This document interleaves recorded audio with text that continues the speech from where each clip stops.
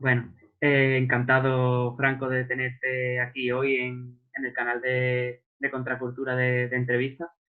Placer. Y encantado de tenerte aquí. Bueno, me gustaría comenzar esta entrevista preguntando que quién es Franco de Ledones, porque últimamente te veo mucho en redes sociales, en los ámbitos en los cuales yo me muevo, pero ¿quién es? ¿Cómo llegas a ser quien eres y qué Ujú. estudiaste?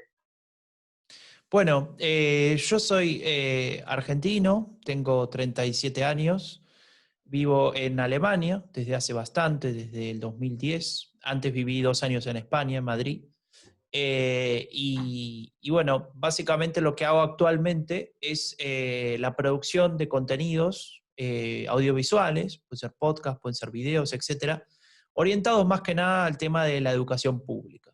Empecé trabajando con el caso alemán. Cuando yo me vine a vivir a Alemania, eh, digamos, estaba bastante solitario. O sea, vine con quien actualmente es mi esposa, Verena, que es alemana, pero en términos sociales, más allá digamos, de mi relación conyugal, estaba solo porque sabía muy poco alemán y no conocía a nadie en Berlín. Entonces era como una situación, digamos, de buscarle la vuelta de cómo hacer contactos sociales, y se dio por el lado de la política, que siempre me había gustado el tema. Había siempre trabajado temas de comunicación política y me di cuenta que tenía ganas de escribir sobre política alemana. No sé, leía, intentaba para aprender el idioma leer lo más posible, especialmente los medios, etcétera.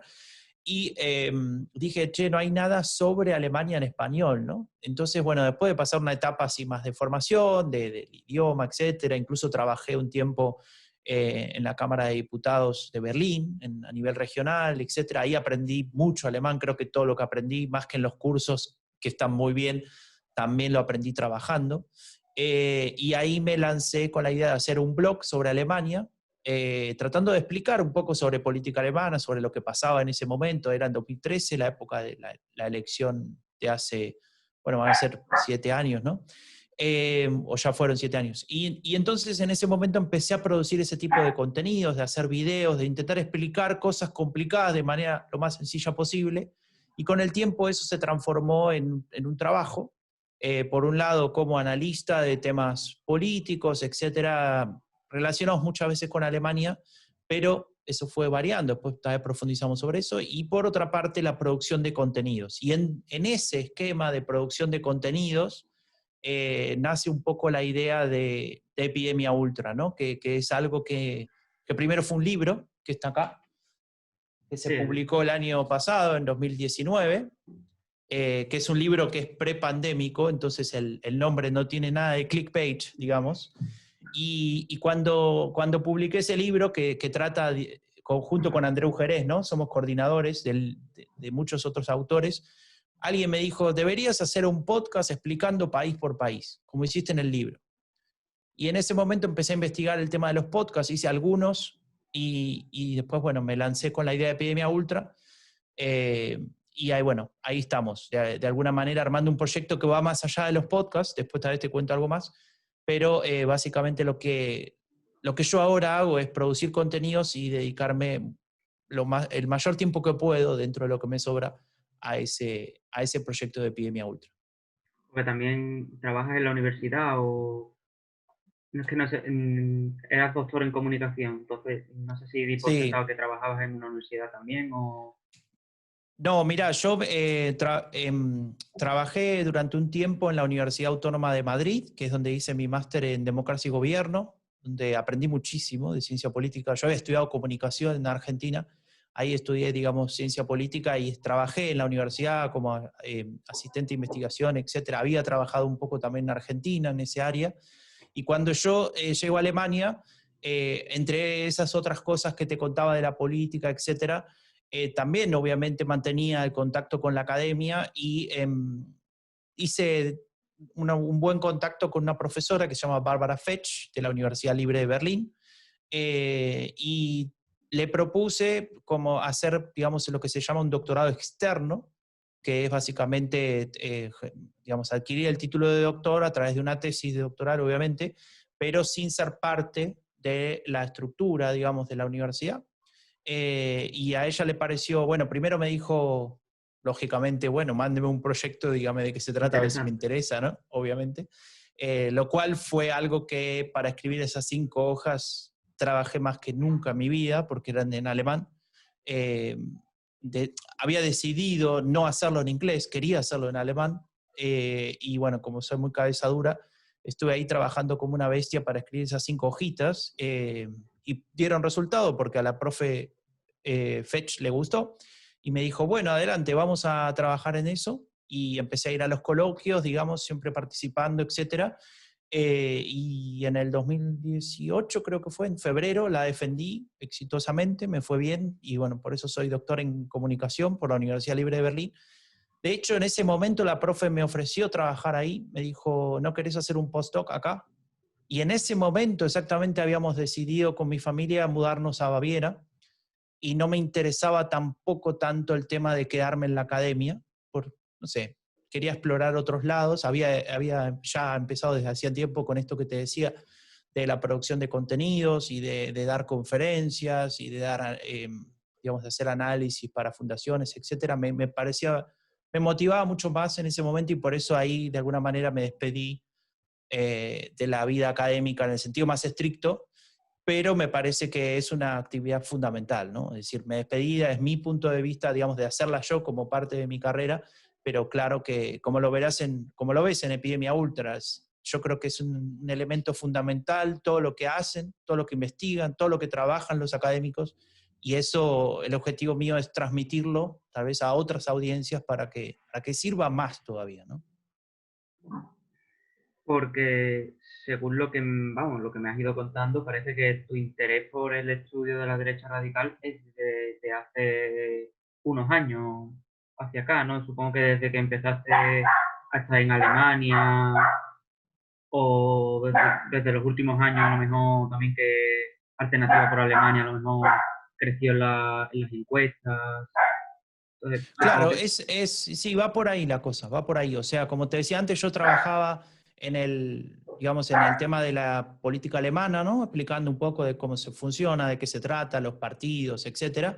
Y justo ahí, en ese momento en el cual yo me empiezo a meter de lleno, nace Alternative für Deutschland, que es este partido de derecha radical, que en ese momento no lo era, eso lo vamos a contar en el próximo episodio de Epidemia Ultra, era un partido euroescéptico más, un partido, digamos, que decía, bueno, la Unión Europea nos perjudica, Bruselas es un conjunto de burócratas, bueno, todos estos argumentos que ya conoces de lo que sería el euroescepticismo, te diría que hasta era un euroescepticismo soft, ¿no? Digamos, moderado. queremos reformas, ¿no? Nadie hablaba todavía de un Brexit, ni mucho menos. Esto es el año 2013. Y también tenía que ver con que en ese momento el Partido Liberal en Alemania pasaba uno de los momentos creo que más difíciles de la historia de la República Federal Alemana en 1949, cuando se funda, y estaba prácticamente a punto de desaparecer. De hecho, en ese año se queda fuera del Parlamento. La idea de AfD era reemplazar esa visión, es decir, una visión nueva, liberal, no digamos, no europea o euroescéptica.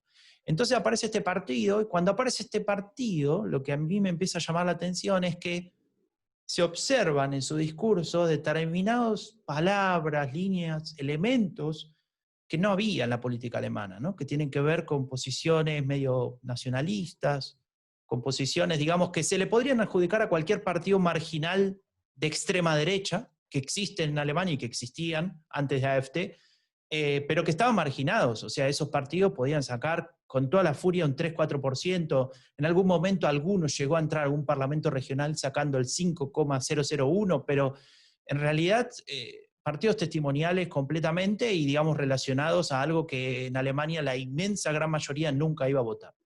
Eh, y lo que me empieza a llamar la atención, te decía, era que en los medios de comunicación, etcétera, empieza a aparecer este partido y empieza a meter estos mensajes, casi con, como dirían ustedes en España, con calzador, ¿no? Que vos decís, mira, habló de la bandera, dijo tal cosa sobre no sé qué de la historia, ¿no? Todo eso estaba absolutamente prohibido, no prohibido, pero, ¿viste? Cuando algo no es parte del discurso político, eso, no era parte. Y de hecho, siempre cuento la misma historia cuando me preguntan sobre este tema.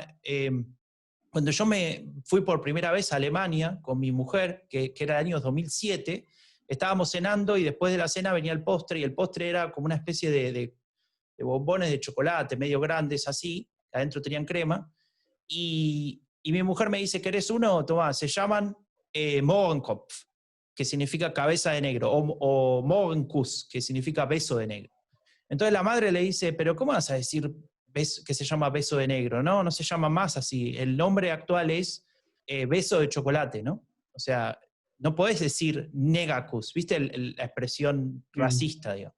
Y había una discusión en la mesa sobre si estaba bien o no llamar a un postre con esa expresión y si eso era racista. Y eso era 2007 y yo dije, wow, ¿no? Digamos, cómo el impacto de todo lo que pasó termina apareciendo hasta en una cena, ¿no? De familia. Eso fue en 2007. En 2013 empiezan a aparecer estas frases que yo te decía y después más adelante frases todavía más fuertes que ya conoces. Y a mí eso me generaba una especie de disonancia que, digamos, no iba con la imagen que yo me había hecho de Alemania. Y me empieza a interesar cada vez más, empiezo a leer cada vez más sobre el tema y en algún punto me doy cuenta que entender a AfD también me iba a hacer entender lo que iba a pasar en Alemania en el poco tiempo, porque en ese momento, 2014, después 2015, antes de los refugiados incluso, empiezan a entrar a todos los parlamentos regionales, en todas las elecciones se empieza a sacar 9, 10, 11%, especialmente en el este, me empieza también a conectar el este con AfD, no sé, como que se generan un montón de temas que me interesaban empiezan a asociarse a ese partido. Y ahí es donde viene el punto clave, es mi amigo Andreu Jerez, que es un periodista valenciano, que vivía también hace muchísimos años acá en Alemania, él vive en Berlín, y él me dice, Franco, yo te leí varias veces, escribiste en tu blog sobre Alternative für Deutschland, yo quiero escribir un libro, ¿qué te parece si no lo hacemos juntos? Vos te encargás la parte más académica y yo hago la parte más periodística. Y ahí, con la decisión de escribir ese libro, que fue en 2015, ahí sí es cuando me meto de lleno al tema y me doy cuenta que, bueno, que abrí una caja de Pandora porque empiezan a salir cosas que, bueno, vos tal vez los conocés incluso más que yo, pero aparecen conceptos que son sumamente ricos y que no te podés cansar de leer sobre eso, ¿no? De populismo, de la cuestión del etnopluralismo, del etnonacionalismo, bueno, el propio nacionalismo en sí, que para un argentino es raro, ¿no? Ese concepto, porque tal vez para vos como español es diferente. Sí. Cuando digo nacionalismo, ¿qué hace tu cerebro automáticamente? Pero para mí, que cuando vas a la escuela te izan la bandera y te hacen cantar el himno todos los días, es diferente, ¿no? La construcción de lo que es el ser nacional. Bueno, entonces en algún punto ese es el quiebre y a partir de ahí de 2015 es cuando efectivamente me pongo a trabajar a fondo con este tema y no me arrepiento para nada, al contrario. Hubiese querido empezar antes, pero bueno, así se dio. Y entonces sale el libro sobre AfD, ¿no? Sí, Que es el otro que es el otro que bicheando un poco en internet también pude ver que era tuyo y Andrés Jerez. Y posteriormente, 4 años después, sale uno más genérico sobre todos los movimientos Mm. de derecha radical No, por pero este todo. sale en 2017, no en Ah, 2015. vale, en O sea, 2017. nos tomamos un tiempo para hacerlo, no lo hicimos rápido, pero Claro, bueno, valió la pena, porque cambió mucho AfD en el medio. claro. Y 2 años después sale Epidemia Ultra, no Exacto. el podcast, sino el libro, que también es Sí. con Andrés Jerez, ¿no? Claro, claro, Andreu. O sea, el primer libro es idea de Andreu, el segundo debo decir que es mía, porque ahí le escribí, le dije, ¿por qué no hacemos esto sobre Europa? El año que viene son las elecciones y estaría bueno hacer un panorama de cómo está la cosa. Y entonces ahí nos pusimos a trabajar a contrarreloj, porque no nos quedaba mucho tiempo, y encontramos un montón de expertos que bueno, aceptaron la idea de escribir un capítulo, cada uno con... Algunos son periodistas, otros son académicos, y está bueno porque te da un panorama, especialmente para una audiencia que tal vez no está súper familiarizada con el tema. Y creo que eso también es importante, ¿no? De, de llegar a otras audiencias, porque al fin y al cabo, el estudio de la extrema derecha, además del objetivo académico, o de la derecha radical, además del objetivo académico, ¿no? Digamos, del punto de la ciencia política, también es importante porque, bueno, ahí están en juego otras cosas. Si querés más de cuestión de valores, de cuestión de modelos de sociedad, de modelo de país, etc. Convivencia. Y creo que hay que llegar a más audiencias. Sí, creo que, vamos, que Estoy totalmente contigo. De hecho, en Contracultura es lo que intentamos hacer, intentar sacar contenido que puede ser académico, que pueda tener un trasfondo académico, pero que pueda ser leído por unas amplias capas sociales que no, que cuando lleguen a ver ese tipo de artículos no se echen atrás. O como pasa con tus podcasts, que a lo mejor una gran mayoría de la población no se va a leer un libro de 300 páginas sobre lo que es la extrema derecha o la derecha radical, pero que a lo mejor en 20 minutos sí que le interesa porque no tiene tan poco tiempo Ujú. y se introduce a lo que es, bueno, pues esos conceptos que tú has ido mencionando poco a poco. Eh, ya entrando en lo que viene siendo Epidemia Ultra, cuéntanos un poco cómo surge esa idea de crear un podcast sobre este tema, además, un tema concreto, es decir, Ujú. derecha radical, que hay muchos podcasts que hablan sobre política en general y a lo mejor le dedican algunos capítulos a estos temas, pero el sacar un podcast exclusivo sobre este tema, sobre la derecha radical, ¿cuál era tu visión? ¿Qué querías hacer con él? Claro. Mira, a ver, para hacer de punto de vista, si querés, cronológico, eh, con el libro de Epidemia Ultra en la mano, como te decía al principio, me encontré con una amiga, Christine Wessemann, en Berlín, que vio el libro, me pareció buenísimo y me dijo eso que te dije. Che, tendrías que hacer un podcast. Me dijo che porque es alemana, pero vivió mucho tiempo en Argentina y le encanta Argentina, entonces habla así. Me dice, tendrías que hacer un podcast explicando país por país, así la gente que no lo puede leer lo escucha, que es lo mismo que acabas de decir, ¿no? Y dije, mira qué bueno. Y en ese momento estaba de alguna manera haciendo alguna cosa con los podcasts, pero muy, muy incipiente. Entonces dije, bueno, me voy a meter con eso. Y la primera idea que tuve es, bueno, agarro a cada autor de cada capítulo, lo siento como estás haciendo conmigo, hacemos una entrevista y después, bueno, intento hacer algo atractivo con algo de música y qué sé yo. Ese fue, digamos, como la primera idea y tenía como objetivo básicamente intentar transmitir esos conceptos en otro formato, pero si querés podríamos usar la figura de traducción, digamos. Era simplemente traducir de un formato a otro, pero no estaba en ese inicio, al menos en esa primera fase, la idea de ir más allá de eso. Digamos, no estaba la idea de buscar otra audiencia, era simplemente decir, pongámoslo del libro en otra plataforma, en otro formato. Eh, en esa idea rudimentaria que empieza, digamos, de alguna manera a funcionar, y de hecho alguna entrevista había hecho ya, por ejemplo, con Guillermo Fernández, ¿no? Sobre Vox, y habíamos pautado hacer otra sobre Francia, y después también a Andreu lo entrevisté sobre Alemania, bueno, como que se empezaba a armar eso.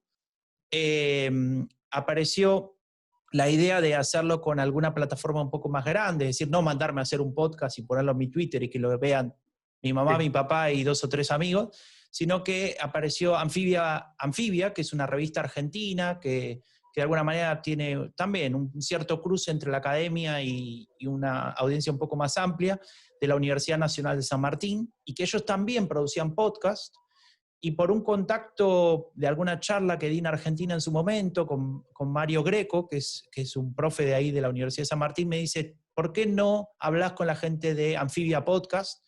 Y salió la idea de hacerlos ahí, ¿no? Y ahí ya donde me empezaban a decir, che, pero no querés tal vez entrevistar también a otra persona, como que le querían dar un poco más de dimensión, ¿no? Digamos, darle tridimensionalidad, si querés. Mm. Y lo que pasó ahí fue que cuando ya teníamos todo listo para salir en abril, apareció una pandemia en marzo y ya no viajé a Argentina, se pospuso, me dijeron, mira, es un poco complicado sacar un podcast que se llama Epidemia Ultra en el medio de este lío, ¿no? Entonces, bueno, ahí fue una decisión, si querés, más de marketing. Incluso me decían, ¿por qué no le cambias el nombre? Yo no le quería cambiar el nombre. Bueno, hay una cuestión ahí más, si querés, de cuestiones normales, de producción de un producto así. Y lo que decidimos fue, bueno, vamos a posponerlo a ver qué pasa. Pasaron los meses y en algún momento, cuando ya llegaba el verano de nuestro lado del mundo, decidí que sí, que lo quería hacer. Pero en ese tiempo lo que hice fue empezar a consumir muchos podcasts, muchos más de los que consumía antes, de corte narrativo. Podcasts digamos, que cuentan historias, pero que no son solamente una entrevista. Que intentan generar una atmósfera, que intentan generar de alguna manera, meterte adentro de la historia, como si estás viendo una serie, ¿no? O leyendo un libro de ficción. Entonces yo dije, bueno, acá puede haber algo interesante, porque lo que yo podría hacer con esto es contar la historia, que ya conocía de algunos de estos partidos, no de todos, pero que conocía algunos, y tratar a través de esa historia de introducir conceptos complicados, que es lo que intento hacer siempre en cada episodio, pero ofreciendo lo básico, es decir, que pueda haber diferentes niveles de información, que el que quiera simplemente quedarse con la historia la pueda escuchar al principio y al final y no se aburra, pero también el que quería profundizar pueda, y el que quería profundizar aún más, que vaya y lea más cosas, ¿no? Entonces ahí es donde empieza a aparecer esta idea de hacer algo más que un podcast, no solamente por el punto de vista narrativo, sino por cómo le ofrezco a, no sé, ponele Miguel, Manuel, que quiere saber más del tema, algo más. Tengo que hacer una web, o tengo que hacer, no sé, otra cosa. Entonces ahí empiezo a pensarlo, y justo ahí, después de las vacaciones, antes de las vacaciones, estaba haciendo un curso de guión para aprender a hacer esto con una profe argentina, Romina Ballester, que encontré de casualidad en Twitter y que resultó que era una compañera mía de la secundaria. Muy raro lo que pasa en la vida. Y ella me cuenta la idea en este curso de lo que es un proyecto transmedia. Y ahí como que me enamoré, no de Romina, obviamente, sigo enamorado de mi mujer Verena, pero de la idea, ¿no? De esto de hacer algo transmedia, de poder ir más allá, de encarar de diferentes puntos de vista algo tan complejo y tan interesante para mí al menos, como puede ser el tema de las derechas radicales y de la extrema derecha. Y bueno, ahí es donde efectivamente tomo la decisión, bueno, esto no puede ser solo un podcast. El podcast va a ser la fase 1, y es donde se expande de alguna manera el universo, y armo este proyecto un poco más grande. Ahí hablo con diferentes colegas, amigos, etcétera, para ir incorporando y ver cómo me pueden complementar, porque obviamente yo no sé de todo y no puedo hacerlo todo. Y entonces a partir de ahí nace este proyecto de Epidemia Ultra que está funcionando bastante bien y que bueno, hoy en día tiene esta fase de podcast, pero ya estamos diseñando otros elementos que saldrán el año que viene, ¿no? Vale, porque el proyecto no va a quedar aquí, ¿no? En un principio, la verdad que tiene está teniendo buena acogida, tiene muy buena pinta. A mí la verdad que me está gustando bastante. ¿Y tienes actualmente una hoja de ruta clara de lo que va a ser el proyecto de aquí a lo mejor a un cierto tiempo? ¿O simplemente estás viendo cómo va siendo acogido y dependiendo de eso vas a lo mejor tirar por un camino? Uh-huh. ¿O cómo lo estás planteando? Mira, una hoja de ruta tengo porque después de vivir 10 años en Alemania, si no tenés hoja de ruta, o te volvés a tu país o te morís, básicamente. Entonces sí, la hoja de ruta está, la planificación está, pero también soy realista y como te contaba esta historia inicial, ¿no? No sabes qué puede pasar, no sabes qué puede llegar a suceder y qué tenés que modificar, entonces también soy flexible. En principio, esta serie de podcasts se va a terminar en enero, son 10 nada más. La idea, y posiblemente se dé, es en algún momento del año que viene hacer una segunda temporada, hablando de otros países en la misma estructura, pero antes de eso hay diferentes elementos, ¿no? Y ahí es importante entender tal vez esa dimensión transmedia. Por un lado, me interesa mucho llegar a gente todavía más joven. O sea, el podcast, cuando vos mirás las estadísticas de Spotify, que son creo que las más representativas digamos, del consumo que está teniendo este podcast, vos ves que, bueno, va de los 25 hasta los 45, más del 80% está en esa fase, en esa franja. A mí me interesaría llegar todavía más atrás, me refiero más joven, más, digamos, en edades más tempranas. Y ahí hay que innovar. Y ahí es donde me parece interesante hacer, por un lado, videos, si querés, un poco más clásicos, para tener una cierta presencia en YouTube y explicar lo que no se puede explicar en los podcasts. Por ejemplo, en el episodio de la India hablo de supremacía, hablo de conceptos como populismo también, populismo nacionalista, etc. Y yo creo que eso se puede profundizar aún más con algún tipo de video explicativo, como los que he hecho para la cuestión alemana, y ahí se puede también usar la opinión de expertos, ¿no? Como puede ser vos, que tal vez generando algún tipo de charla, junto con una edición interesante, puede funcionar bien. Pero para llegar efectivamente a los más jóvenes, ahí sí tengo que generar otro tipo de contenidos, y lo que estamos diseñando son, por un lado, videos muy cortos que puedan ir a estas redes sociales más nuevas, ¿no? Como puede ser TikTok o algo similar, o lo que está pasando con Instagram también, ¿no? Para poder llegar con un mensaje corto Un minuto. de 10, 20 segundos que a vos te pueda dejar una idea. Siempre intentando ser lo más didáctico posible y riguroso posible, ¿no? O sea, sin Sí. caer en la simplicidad del reduccionismo, pero sí sintetizando de una manera brutal, ¿no? Y eso es un desafío enorme. Otra de los elementos que estamos planificando es la idea de explorar cómo hacer la parte lúdica de esto, es decir, hacer juegos que te permitan a vos también involucrarte con estos conceptos. Y no me refiero solamente a un concurso de preguntas, cosa que ya hicimos Sí. la semana pasada, ¿no? Sino más de interactivo, ¿no? De ir un poco más allá, de ver qué se puede hacer, cuándo y cómo, etc.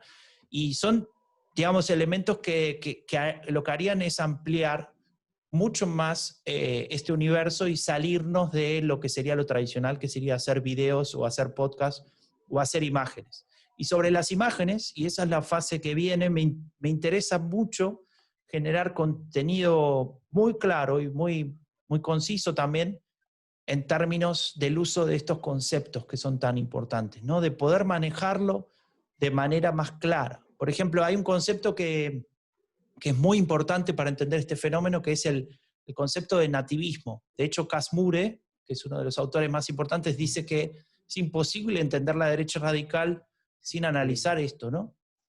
Vos lo dirás, o sea, vos tendrás tu propia opinión, después capaz que me la contás, porque me interesa.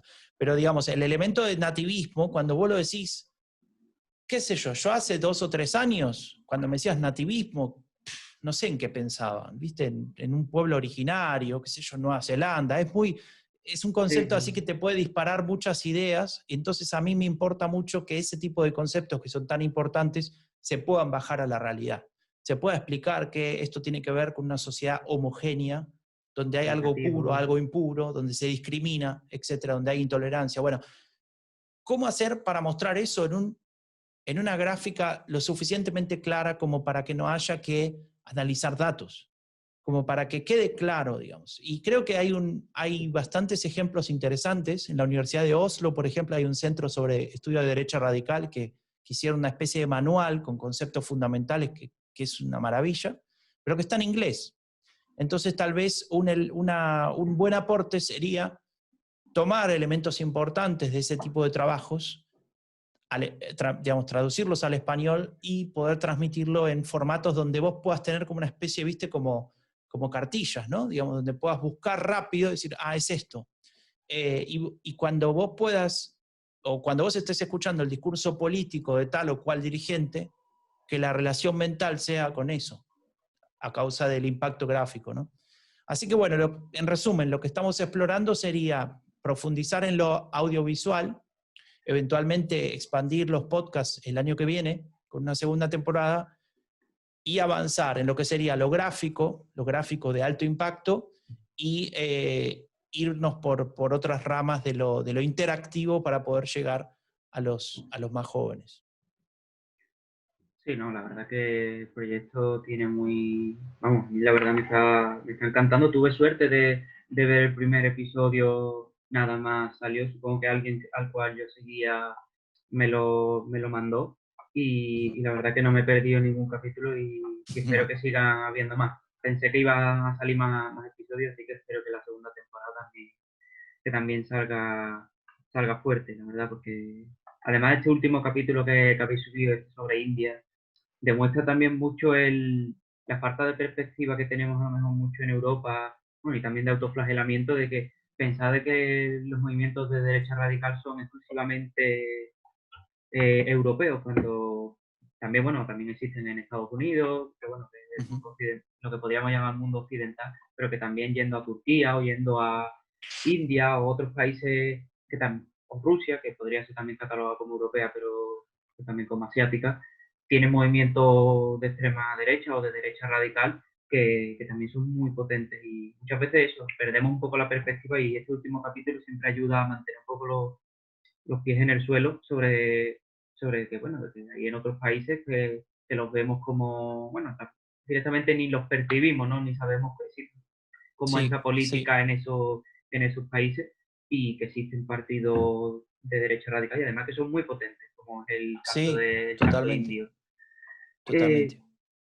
entonces, en este sentido, eh, también has mencionado ahora, esta última hora, el tema de que queríais crear eso, como una especie como de cartillas, ¿no? También explicando conceptos, porque yo creo que uno de los principales problemas a la hora de estudiar la derecha radical es que cuando te insertas en el estudio, salen muchos términos que directamente no los has visto antes. Cuando tú estudias, por ejemplo, el socialismo, te salen términos como igualdad, o cuando estudias liberalismo, igualdad, fraternidad. Son términos que quieras que no, aquí en Europa suenan bastante o que quieras a lo mejor el concepto o la perspectiva en la cual el autor lo está definiendo, no, a lo mejor no sabes exactamente a qué se refiere, pero sí Ujú. que son términos que te suenan. En cambio, cuando entras en las nuevas derechas populistas, son conceptos de estudio que son totalmente ajenos a lo que, al vocabulario cotidiano.